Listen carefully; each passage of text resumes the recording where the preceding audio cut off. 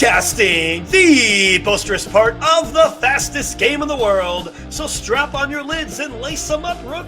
You're listening to the Barn Chirpers Hockey Podcast. Take it up! Woo! Clap it up, boys! Clap it up! Welcome to another episode of the Barn Chirpers. Of course, you can follow us and tweet at, or not tweet, we don't do that, but you can chirp at us on the Instagram at Barn Chirpers Pod and on the threads at Barn Chirpers Pod. We have a lot to cover today. We got a sweater game to play. We got a whole bunch of news and notes from around the league. We're going to do a little power rankings today, and then some more news and notes in the empty net. A lot to get to. First thing, Captain, this is some news out of Bauer, a popular brand in the hockey world. They have introduced the quote-unquote rookie skaters, which will be adjustable skates for kids to essentially start to learn the game. You know, if you've never played the game of hockey or been a parent with a kid in hockey equipment is expensive. And when you're growing up, obviously you grow. So I know my ma had to pay and get me brand new goalie gear every single year because of how much I grew. So she spent a lot of dough. So Bauer has introduced these adjustable skates, which will essentially buy you between 2 and 3 years is kind of what they're projecting for kids and their skates. So I think that's a pretty cool deal. You know, a couple weeks ago, we had mentioned that Gretzky and I'm forgetting who he paired up with, but that they were working on a CCM to get a stick deal, essentially 3 sticks for $50. So I love to see the hockey world doing their part to get more eyes essentially on the product, really, and get more kids involved in the game with affordable gear. Yeah, well, you know, how do you grow the game? It starts with the youth. Like we've gone to a couple games now with my son Liam, and while he's shown no interest in playing the game, he has shown a great deal of interest in hockey just in general, just by going. So I can only imagine, you know, much like with football, youth baseball, youth soccer is huge in our country, but youth hockey not so much. How do you lower that bar of entry, make it affordable? And I love this. I think these two notes, you know, a couple weeks back with Gretzky and the sticks, and now here with skates, this is huge. And this has the potential of really opening up. Hockey's supposed to be for everyone. So let's start with the youth, and I love it, man. I can't say any more than that. I love it. I think this is a big deal. I like that a lot. I agree. And so I would love for the other big companies to get on board with other things too. Again, I already mentioned CCM and Gretzky's pairing up with the sticks, but I mean, there's a lot of other equipment companies that could do something as well, especially for goalies too, because them goalie pads are expensive. Ask my mom, like I said. But anyway, moving on. Like I said, we are going to play the sweater game. I have just got 5 sweaters in the mail, so I'm super excited. The one that I'm wearing today, Justin, yeah. The one I'm wearing today, I'm going to give you a couple of hints, because unless you remember a couple years ago from the Gear Freaks podcast, or maybe it was Grease Pole that we did, I had mentioned this sweater, or I had talked sort of about it. But so you probably may or may not remember that. But so your 2 hints, it is not a current player. It's from me growing up, right? That time frame. And they played for the following teams, not in any particular order. They played for Dallas. They played for Calgary. They played for Detroit. They played for the Phoenix Coyotes. And they played for the St. Louis Blues. So those are your 2 hints.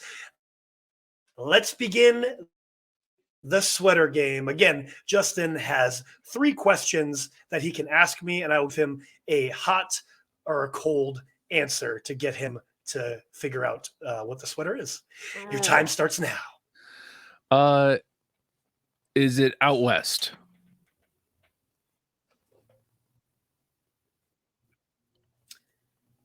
Yes, it is in the Western Conference. All right, Western Conference team. Oh, is it hot? You're warm. You're warm. Okay. Is it attendee? Forgot my own game. Cold, ice cold. Oh, okay. So not attendee. Last question. Dang. Is it a forward?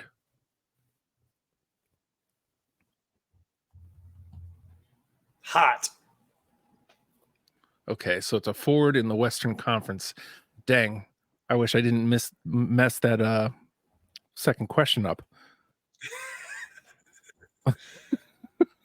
I'm going to take a wild stab in the You're dark. never going to get it.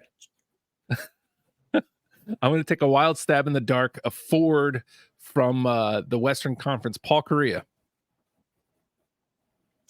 Ooh, that would be a good one, but no, it is not Paul Kariya from the Anaheim Ducks.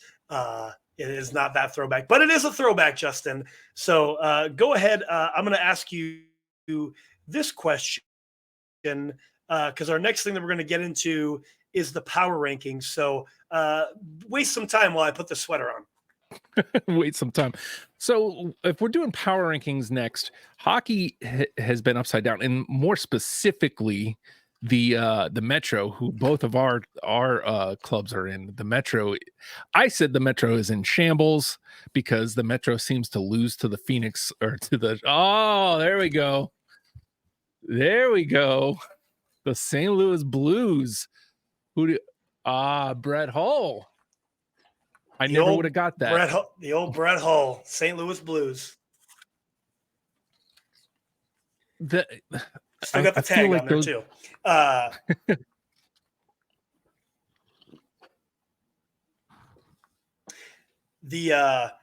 So this was a sweater that I had when I was a kid. I didn't have the name on it, but it was this version of the St. Louis Blues from the late 90s or early 97-ish when I got that sweater. So this is one that's been on my bucket list for a long time. So I wanted to start with this guy as the throwback one that I got. We got 4 more weeks of sweaters. Do a sweater game for. So I was saying, as you're putting your sweet Brett Hull sweater on, that the Metro is in shambles, which you disagreed upon, but I wanted to point out that the San Jose Sharks seems to own the Metro right now. Almost everybody has lost except for the Rangers, who gave them a fight the other or a couple nights ago.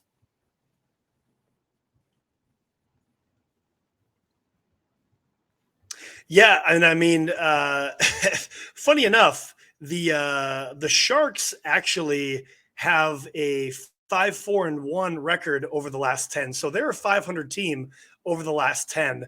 And Thomas Hertl and Anthony Duclair are on the top 10 of scorers over the last week too. So what? Yeah, right. And to kind of go back to your first point, when you said the Metro's in shambles, I don't necessarily think that it's in shambles, but it's definitely like upside down world for sure. But I don't necessarily know if it's in shambles, but I think that still remains to be seen. So I guess to kind of get into this, get your first line out there, Captain. If we're going to do a top 5 power rankings, who's going to be your number 5 of best team right now? Power rankings across the NHL. I think I'm going to put them here. I want them to be higher. They took the L last night to my boys, the Vancouver Canucks, they seem to be cooling down. They're coming back down to earth, but they're putting up points. Last night they almost stole that one from us. They tied it up in the third period, 5-5. I thought for sure that we were going to give up a 6th goal before the end of the third period, but I wish they could be higher because they've played so well this season. But taking that L to my lowly New Jersey Devils last night kind of knocks them back a peg. Vancouver Canucks. How about you, Joe? So I actually have Vancouver as my number 1 spot in the power rankings, and while their last 10, they are 4-6. So they have definitely fallen back over the last 10. But I still don't think that, it's it's kind of that, obviously not the midpoint of the season, but hot. We've been doing really well. You kind of falter a little bit, and they'll figure it out. And so they're my number one in the power rankings. And they just traded for, remember, they got rid of Anthony Beauvillier and sent him over to Chicago. In return, they get Nikita Zadorov, Big Daddy Zaddy, from the Calgary Flames.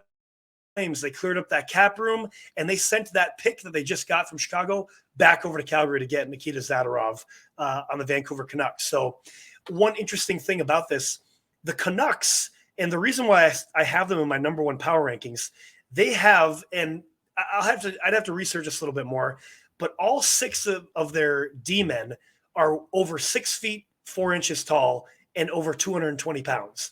They have a meaty blue line, and that blue line defense and goaltending, that's going to win you a championship. So that's why they're my number one in the power rankings. I think it's just proximity. Losing to the Devils right now just seems like a huge L.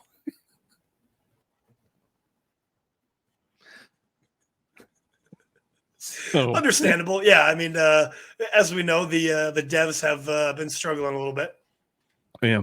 So who do you have at 5 then, Joe?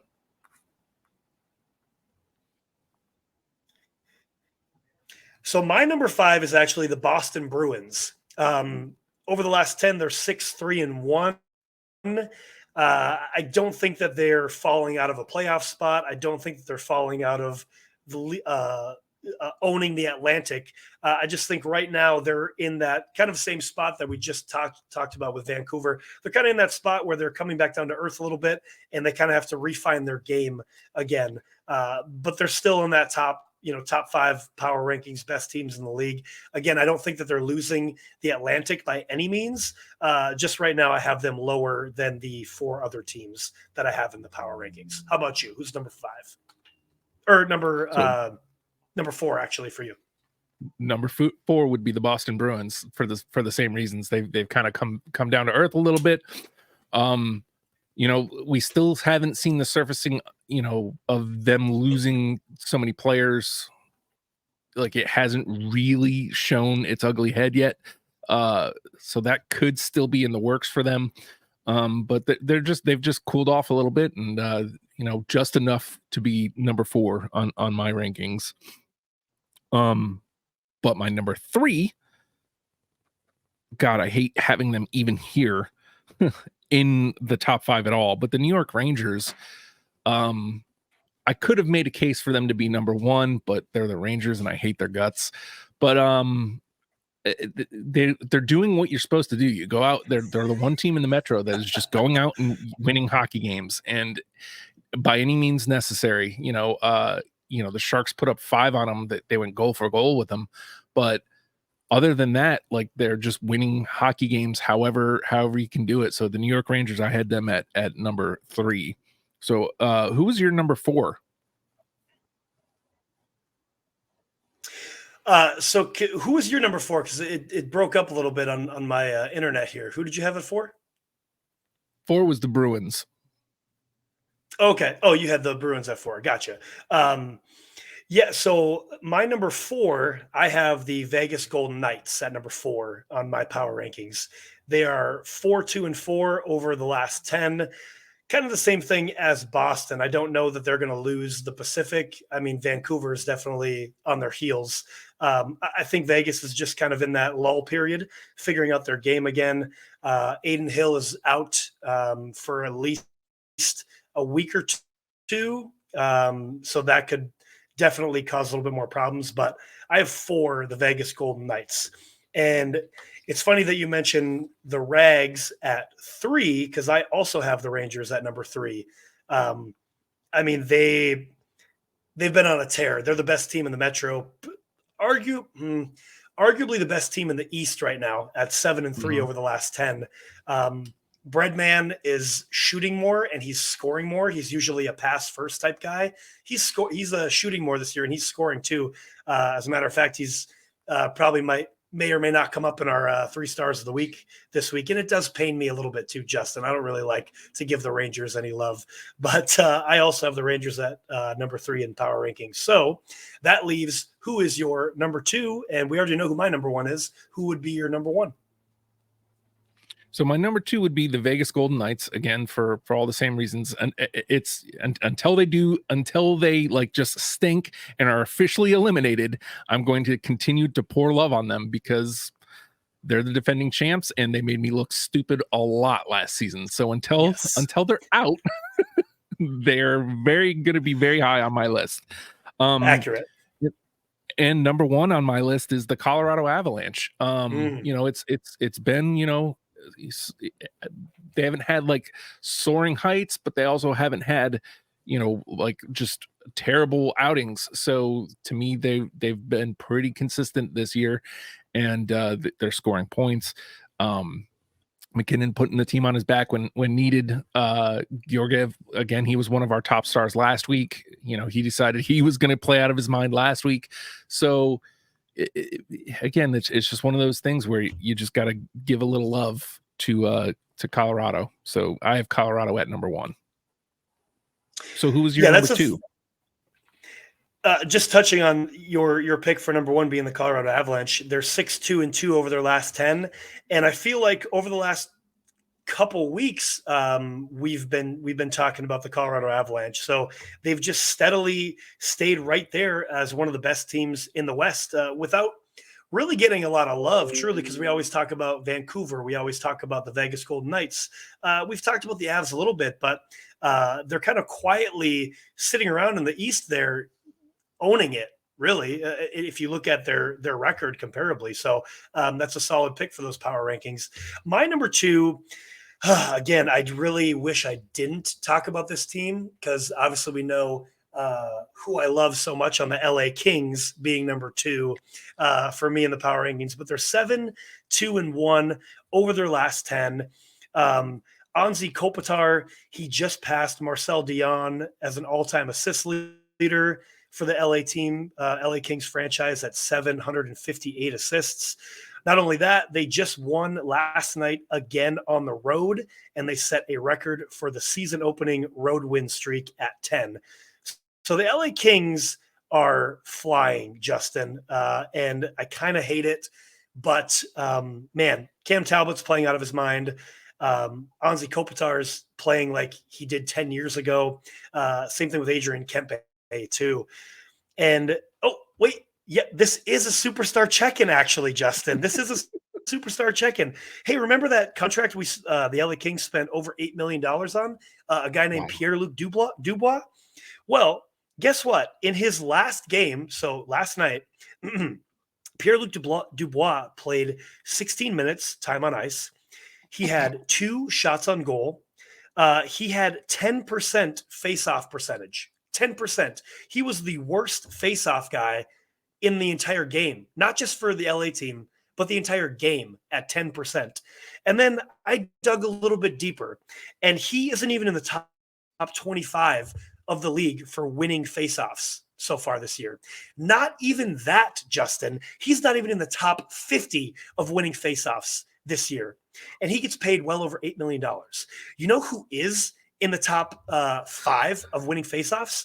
A guy who also is a third line center. But either way, Nico Strum for the San Jose Sharks is number 2 at winning faceoffs, right under, you guessed it, the man, the myth, the legend. You thought I was going to say Sidney Crosby, but it's Vincent Trocheck is number 1 so far in the league right now for winning faceoffs. Nico Strum of the San Jose Sharks, who is the second worst team in the league, is better at faceoffs than Pierre-Luc Dubois. And I guarantee you, I don't have his contract in front of me, but I guarantee you Nico Strum doesn't get paid $8.5 million.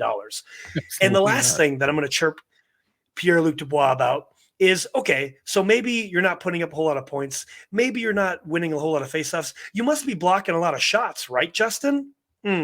Nope. He only has 18 blocks this year so far in 25 games. Okay, well, maybe he's probably hitting a lot, though, I bet. Right, Justin? Nope. He's not. He only has, 12 hits on the year. So he's not blocking shots. He's not throwing hits. He's not winning faceoffs. He's not scoring goals. He's not getting assists. He's not getting any points. What is he doing, and why is he worth $8.5 million? Well, he's not. That's the answer. I hope he hears this because I would love to get him on the show, and I'd love to say it to his face that you are mediocre at best, bud. Anyway. We were texting back and forth. We were texting about this a couple days ago, and again, I'm with you. I hate giving a little love to the Kings, but like it really brings me joy that they are playing so well, and he has nothing to do with it. I don't know why, but it makes me so happy. It makes me so happy. Yeah, exactly. The only bad thing about it that they're doing well despite him being mediocre at best is that he's probably just going to continue to stick around LA because they don't really need to get rid of him because everybody else is producing. You know what I mean? So I hate it because he essentially is going to keep a spot in the NHL for being mediocre at best. Mm-hmm. Mm-hmm. So if these are go for it, buddy. You were thinking the same thing I was. I was going to say, if these are the best teams, then obviously we have to kind of swing to who are the worst teams in the league. And I'm going to jokingly put this to you to me before I point the real answers to you. New Jersey, New Jersey, New Jersey, New Jersey, New Jersey are the 5 answers for the worst teams in the league this year. Who's the real number 5 worst team in the league to you, Joe? Well, and for everybody who is in a little bit of the know, we're not going to say the Columbus Blue Jackets or the San Jose Sharks or even the Anaheim Ducks because those are kind of giveaways. But so I'm going to go. I'm not going to go I'm not going to go 32nd. I'm going to go 29th here first. I think the New York Islanders are one of the worst bottom ranking teams right now in the NHL. While essentially they're playing 500 hockey over the last 10, so 5-4-1, but they just blew an overtime lead to the San Jose Sharks last night. Not only that, they have blown 11 third period leads and lost those 11 games I don't have the exact number of games they've played right now in front of me. I think they've played 24 games, but they've lost almost half their games from blowing leads. This team, again, we've talked about how boring they are to watch, how boring their play is. Something needs to change in the Isle if they're going to do anything. This team, to me, is on the bottom of the pack. I don't have them on my list at all, but they should. Because if you remember back to our New York Islanders discussion preseason, I was giving them the benefit of the doubt because of Ilya Sorokin. And you look at, so I can name three losses right off the top of the dome. 6-5 last night. I don't know who was in net. I assume it was Sorokin, but 6-5 last night to San Jose, where they gave up the lead, and 2 overtime losses, 5-4 against my New Jersey Devils. That's 16 goals by my man Ilya Sorokin in 3 games against. Sure, the Devs have a high octane offense, but they haven't been able to get it done. And then against the Sharks, nobody's calling them high octane, even though, again, the last 3 games, they're looking that way. Yeah, man, like if Sorokin's the only thing they have and he's not shutting people down, then what do the Isle have? So I don't have them on my list, but I could put them right there with, I don't have New Jersey for real, but like I could put New Jersey there at 5 with New York with my actual number 5. No, I feel that for sure. And again, I have no allegiance to the New York Islanders. I mean, it just kind of give me an ick feeling, but it's crazy to me that Lou Lamoriello is still around, one of the longest tenured GMs in the league. And literally he's just he essentially still has a job because of his success that he had for your guys, New Jersey, back in the day. But there is no reason this guy should still be a GM. He's 81 years old. He has no idea what's going on in the hockey world. Come on, he's 81, dude. You have no grasp on what is happening in 2023. Get somebody else out of there, and maybe this team could be exciting to watch. Again, I have no allegiance to the New York Islanders. I really don't care. But as a fan, if there's a game that I would, if say the Caps play the Islanders, I'm not going to watch that game because I don't want to watch it. If the Kraken play the Islanders, I'm not going to watch it because it's so boring. So boring. Anyway, moving on. So this team is 6-4 over their last 10, but I tell you what, it has been such a struggle for this team. I don't think that they're going to get out of this hole. The next team in the bottom of the power rankings for me, unfortunately, is the Ottawa Senators. And I hate to say it, but they're in the bottom of the barrel. And I don't even see a light at the end of the tunnel for this team. It has been such a struggle for them. I don't see how it's going to get any better. I've got them at my number 2 worst team.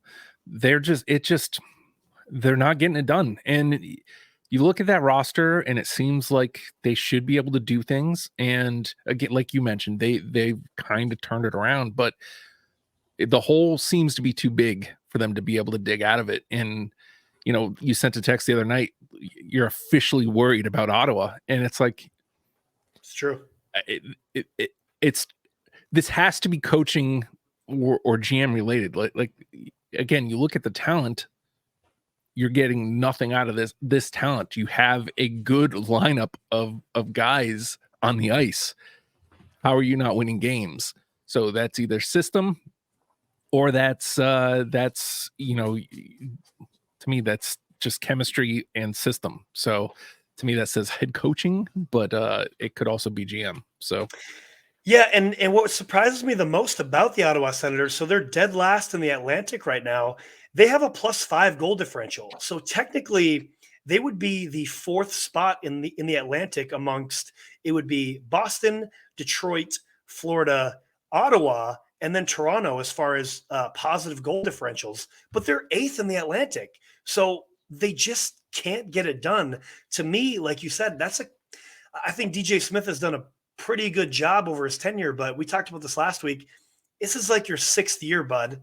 Get somebody new in there. Like, it's obviously not it's not going well for you. So and to that same point, Ottawa is dead last in the Eastern Conference right now. Something's got to change. Yeah, seems like it should be coaching. So who's your next one, Justin?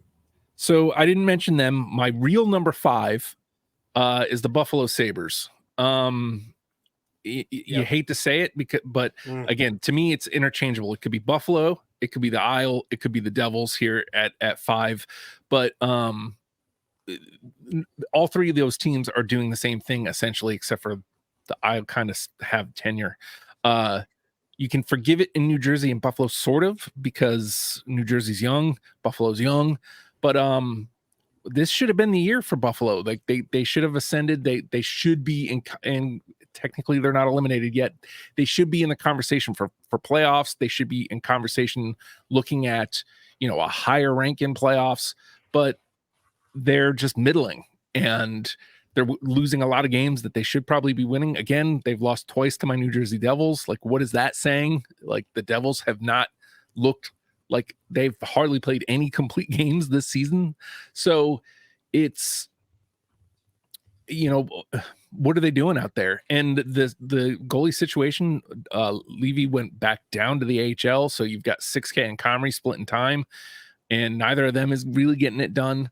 The forward's not producing. Alex Tuck just went on the IR. So it's just a mess right there in Buffalo right now. So I have Buffalo at number 5.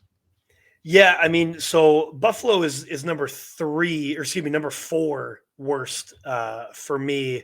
Or excuse me, I guess it would be because bottom. So technically they're number 2 for me, second worst in the bottom for me. 3-6-1 over their last 10. Everything you said. And I don't think anything really needs to change in Buffalo. I just think that they outperformed where they're actually at last year. Everybody was just kind of clicking. And then in the offseason, Buffalo, they did a great job of shoring everybody up. The core is locked in for the next 7 to 8 years. That's great. I love that. And Levi getting sent down to the AHL, I think is a good move, because there's been no goalie that has gone from essentially the NCAA to the show and done well. Like, he needs some seasoning down in the AHL. He needs to be able to get a lot of games under his belt in the AHL, not do a tandem split. Like, get the kid some reps down in the AHL. Again, I kind of the same thing that I said about Ottawa. I just don't really see the light at the end of the tunnel right now for Buffalo. And that sucks, because I know I picked them high in the Atlantic and I picked them as a playoff team, but I'm not seeing it right now. And I mean, the boys just got to get it going. It's simple as that. I don't think there needs to be a change. Not the GM, not the coach. I think Don Granato has done a great job in Buffalo. The boys just got to figure it out and start performing and working together, because they're just not doing it right now. So at my number 4, right here on the sweater, you see the crest. Yep. The Seattle Kraken. Again, somebody that we both picked really high. And, technically speaking, I think they're at like 22 points or something, like 500 team, but they should be better than that. And whereas they were one of my favorite teams to watch last year, I can't stand watching the Seattle Kraken play hockey this year. That's a bummer. Like, I feel like I lost something great. When I'm willingly watching Montreal Canadiens games and flipping away from Seattle Kraken games, something's wrong. So yeah, man, Seattle Kraken at number 4 for me. Yeah, I have the Seattle Kraken dead last in my power rankings right now. For everything you said, they are 12th out of 16 teams in the Western Conference, 22 points, 8-12-6, which is terrible. -22 on the goal differential. Man, I picked Philip Grubauer to have a Vezina Trophy season in our preseason predictions. Right now, Gruby has 5 wins, 3.37 goals against average, and a .882 save percentage. Ugh. Yeah. That is utterly disgusting, and I hate it because I love the Kraken, but same thing. They outperformed last year. I kind of need to retool and figure out who the Kraken are this year. Obviously still play hard and, but I think your buyers, I think you might be sellers at the deadline. Try to get out from any egregious contracts. I don't know that they have any. I'm not looking at Cat Friendly right now, but try to get some pieces, try to get some draft picks. I know that stinks. But I almost, again, I'm not saying throw in the towel this year, but I don't see them as a playoff team now this year. They probably are going to be at the bottom of the barrel for the rest of the year, unfortunately. But hey, there's always next year. I mean, Matty Beniers is still going to be on his entry-level contract till next year. You got Jordan Eberle. You got still got Gruby. Going to have Decord. Maybe Shane Wright comes back up. So, but I think this year's kind of a wash, I think. So speaking of teams that have been a favorite to watch, and we've kind of lambasted them a lot. At number 3, I got the Minnesota Wild. They've kind of turned it around since the head coaching change. I feel like they're trending in the right direction, but is it too little too late? Kaprizov, I think 6 points over the last week, finally getting it going. But is it too little too late? Both goalies, both Flower and Gus, have played really bad. And part of that is, I guess, the blue line in front of them, injuries in the blue line and people not scoring goals. But that's been a thing in Minnesota. But again, Seattle, one of my favorite teams to watch last year. Minnesota, one of my favorite teams to watch. I cannot watch a Minnesota Wild hockey game this year. It's atrocious. It's boring to watch, and they just aren't clicking on all cylinders. So I got Minnesota at number 3, Joe. Yeah, so I actually have Minnesota too. They're right above where the aisle. So mine go Minnesota, New York Islanders, Ottawa, Buffalo, and the Kraken. So technically Minnesota would be number 5 for me. Yeah, I mean, they've turned it around since the coaching change. I think it's 3 wins in a row, and they've scored like 13 games in they've scored 13 goals in 3 games and only allowed 3, which is a massive change from where they were at. But this is where I contradict everything I just said. I don't really believe it. I wish I did. I truly wish I did, but I don't believe it. I think you're just getting the initial jump start from having a new coach, and you want to play up, as hard as you can because you have a new coach. But seeing what we saw, it's the same team. Like, yeah, there's a new voice at the head of the locker room, but I don't think this team is any different than they were the previous 20 games. So, yeah, they're at the bottom of my power rankings, and I really don't believe that it's going to change that much. I would love to be wrong. Please prove me wrong, Minnesota Wild. But yeah, man, I hate it, but I don't think they're moving out of that bottom dwelling power ranking spot, truly. But I wish I was wrong. So I did want to mention one thing right on the outskirts of the top power rankings, Justin, and I think you might too. It's our Arizona Coyotes, baby. They are 6-3-1 over the last 10. They are right on the cusp of being in the top for the power rankings for me. We've been kind of on their bandwagon since the offseason when they made all the moves. Number 1, the Yotes have now dethroned the past 5 Stanley Cup champions in consecutive games. The first team to ever do that. They beat the Vegas Golden Knights 2-0, Tampa Bay Lightning 3-1, the Avalanche 4-3, the Blues 4-1, and they just shut out the Washington Capitals 6-0. They're the first team to do that. I'm here for it. I love what the Yotes are doing. And if this is just essentially like almost like a ploy, if management, this is like a ploy, like let's spend some money, let's get some good guys on this team so that way we can get an arena in Phoenix and show that we're a competitive team. If that's all it's for, okay, I'm here for it. I'm on the wagon. I'm hard pulling the Arizona Coyotes wagon because I love to see this. And to that same point, Connor Ingram has been playing out of his mind. He is the NHL's first star of the week over the last week. He has, for the month of November, 7 wins, 2.41 goals against average, a .928 save percentage, Justin. Every time Ingram is in the net, they win. And he's been pretty much having the biggest share of the net. And I'm going to send it back over to you in a second here. I do really like Kirill Veggie. I think he's a great goaltender.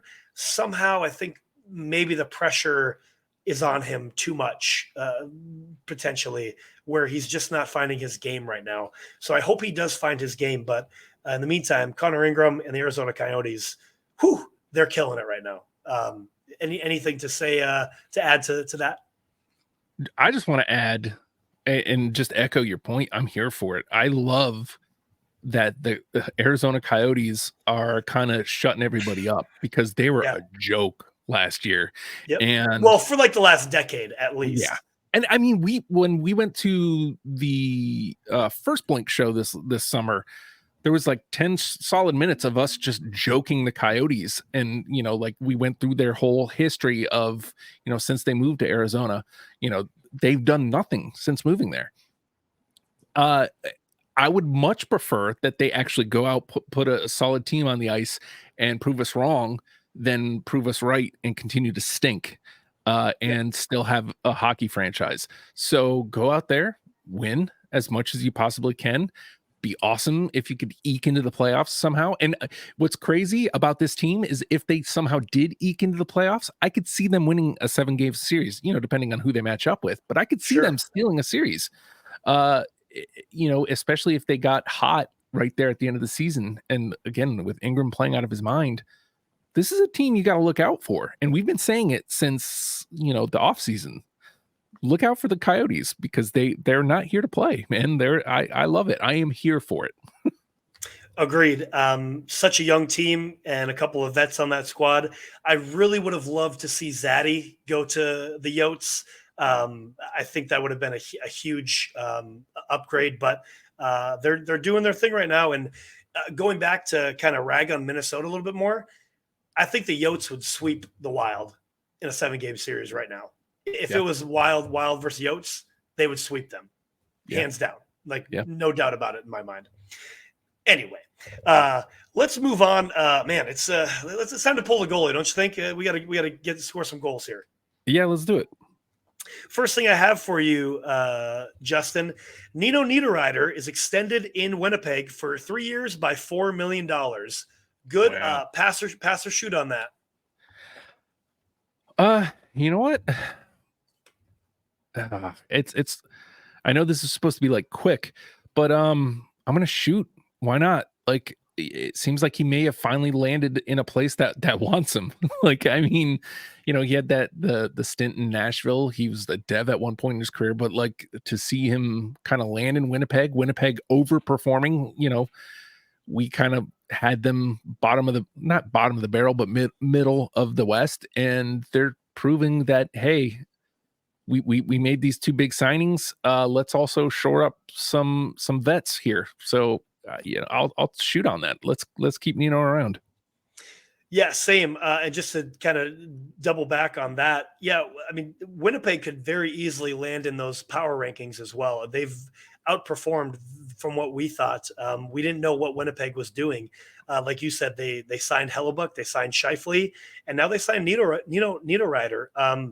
Man, like, they're showing that they're here to play. Like, they're here to win now.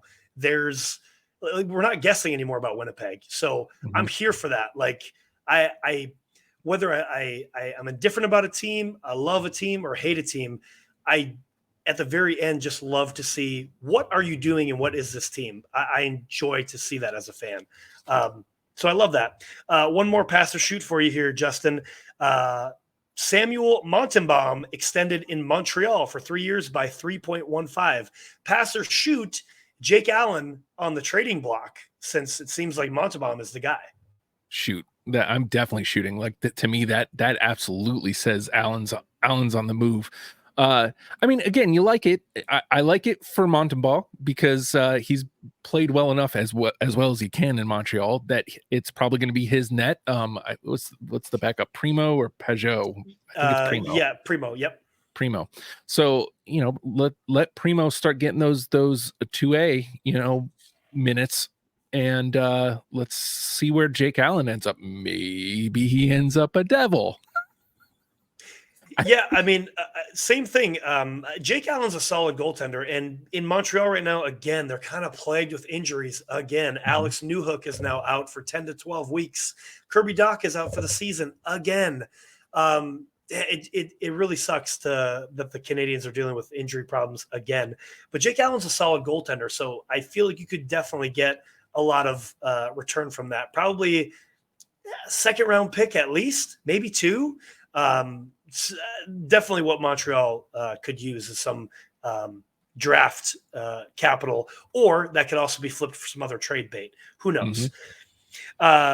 Another piece of news here, the IIHF have deemed in their meeting that net guards will be mandatory at all levels of international play starting in 2024.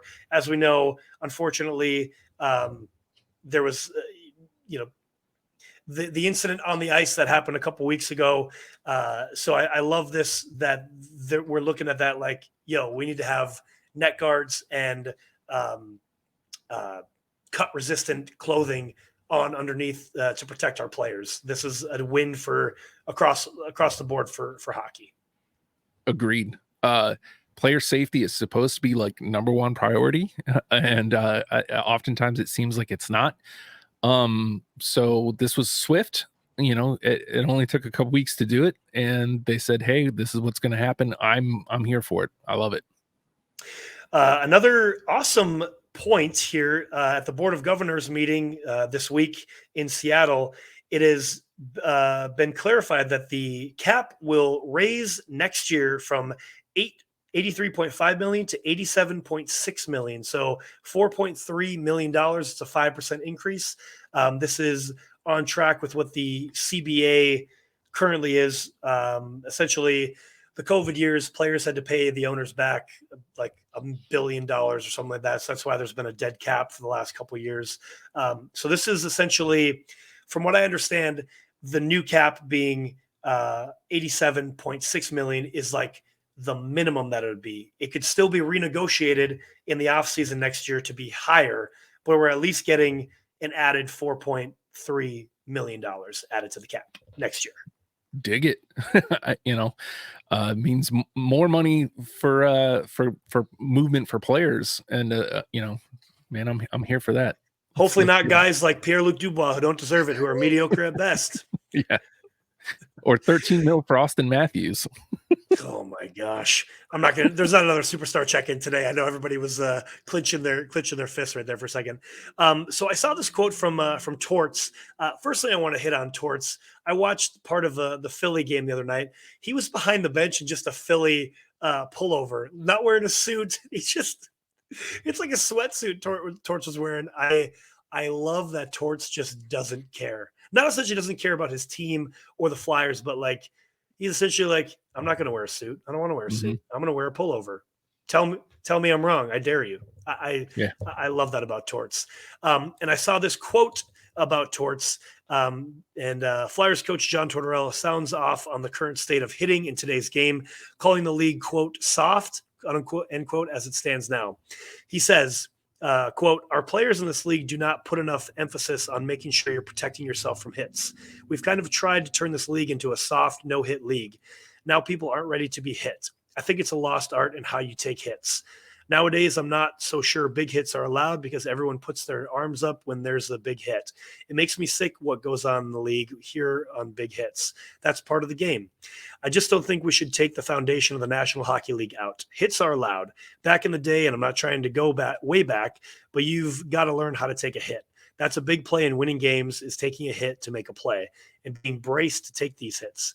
And if you do have a big hit, you shouldn't have to fight someone 2 seconds later because it's a big hit. That's what I don't get. Not blaming anybody. I just don't like where that part of the game is going.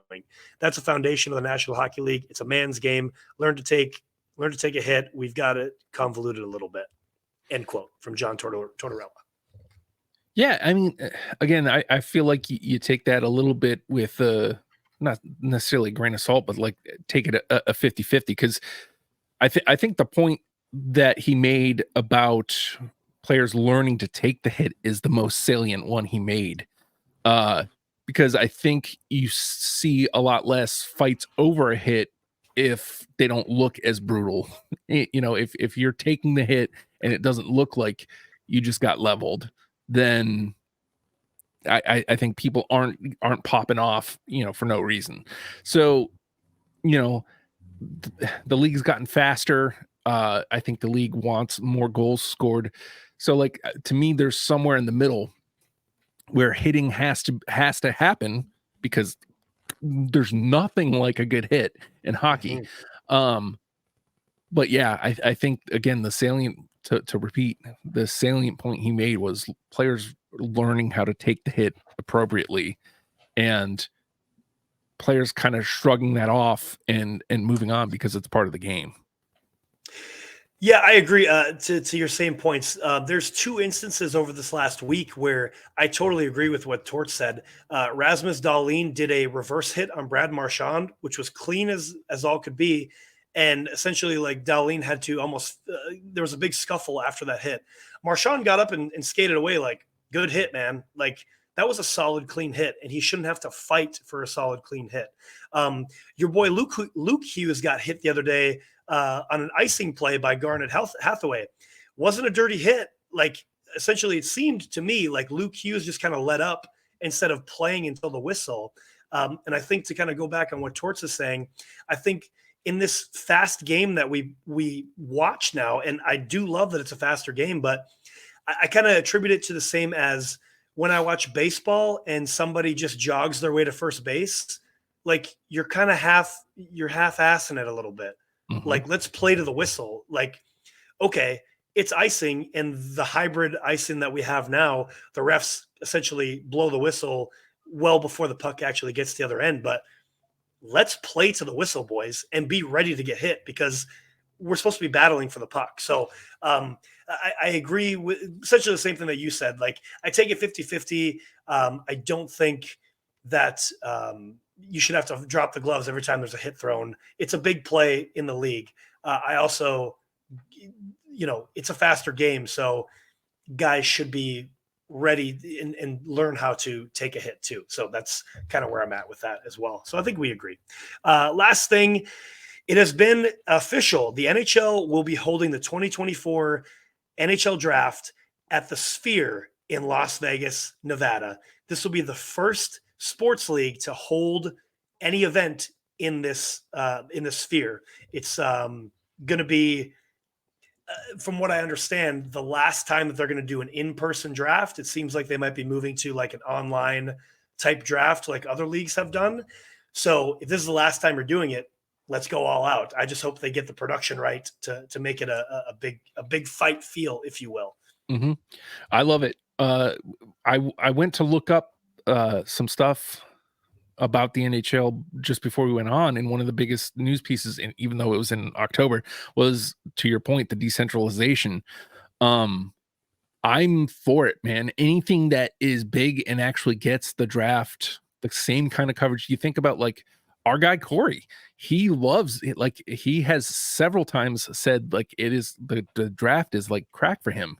So if we could get the NHL draft that same kind of coverage and love, I'm all for it. And if it becomes a thing, like I was seriously considering going to Nashville earlier this year. Yeah, we talked about it.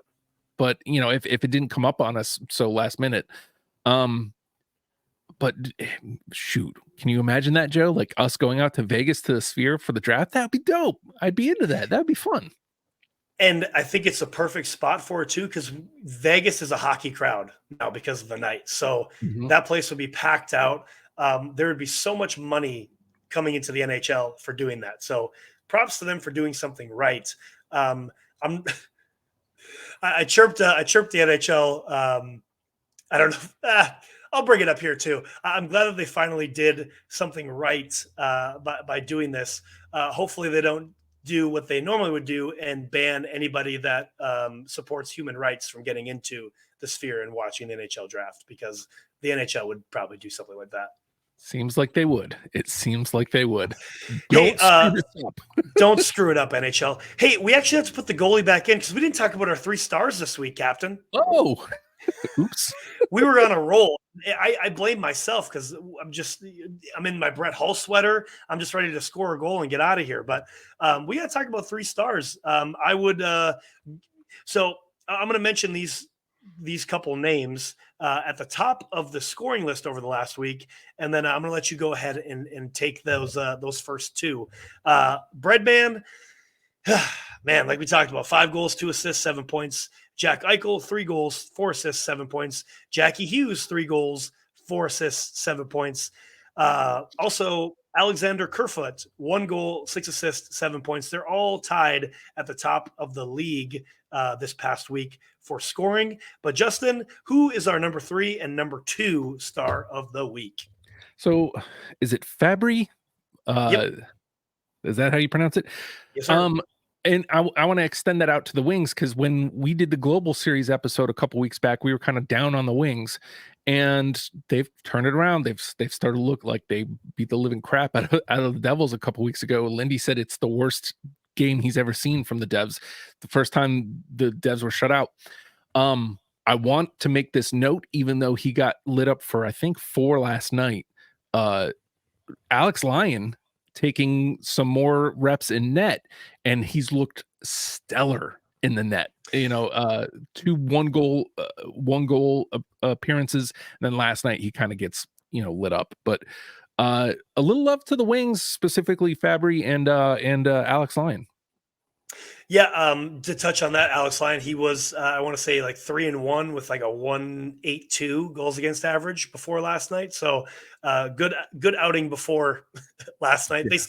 They still won the game. And to that same note, Showtime, Patty Kane is cleared to play. He's supposed to play Thursday, so we'll see. We'll see how that goes. But our 3rd star of the week, Robbie Fabry, 4 goals, 2 assists, 6 points. Go ahead, give your boy some love here, Justin. 2nd star of the week. Where we going to Connor or Jackie? You go, Jackie. Yeah, I mentioned the other guys. We know Bread's been doing good. Jack Eichel's been doing good, but we can give some love to Jackie. Let's be a little bit of homers. The Devs have started to turn it around a little bit. Well, and I specifically want to give a little love to Jackie because he just came back from injury. Like he's played like 4 games since injury and right back to form. You love to see it. Last night, I think he got 2 assists, 2 apples.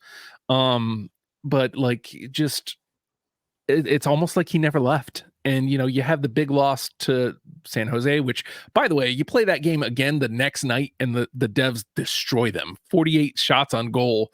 Kakinen just out of his mind that night. So it is what it is. What can you do? But Jackie Hughes just comes back and just right back to where he was before he got injured, and that's why you want to give him a little love here.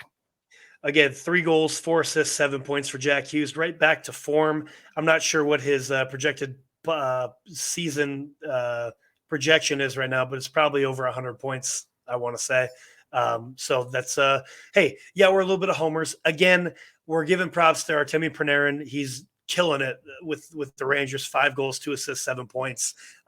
Again, he's shooting more and he's scoring more. So that's very dangerous for the Metro for sure. But once again, giving love. He was the first star of the month for the NHL. He's first star in our hearts, and definitely this week. Connor Ingram, Arizona Coyotes.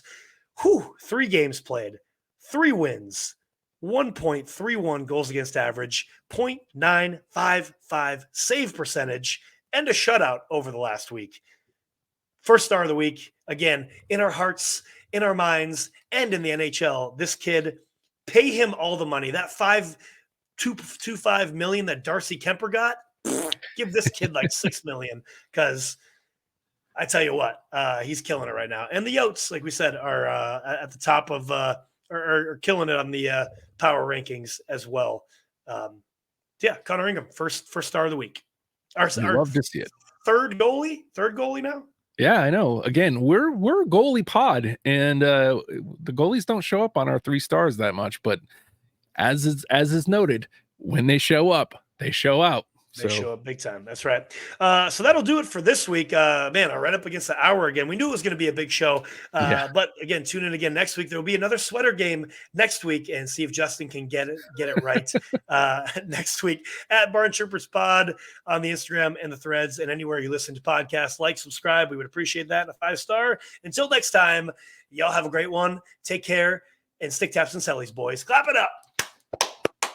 Yeah.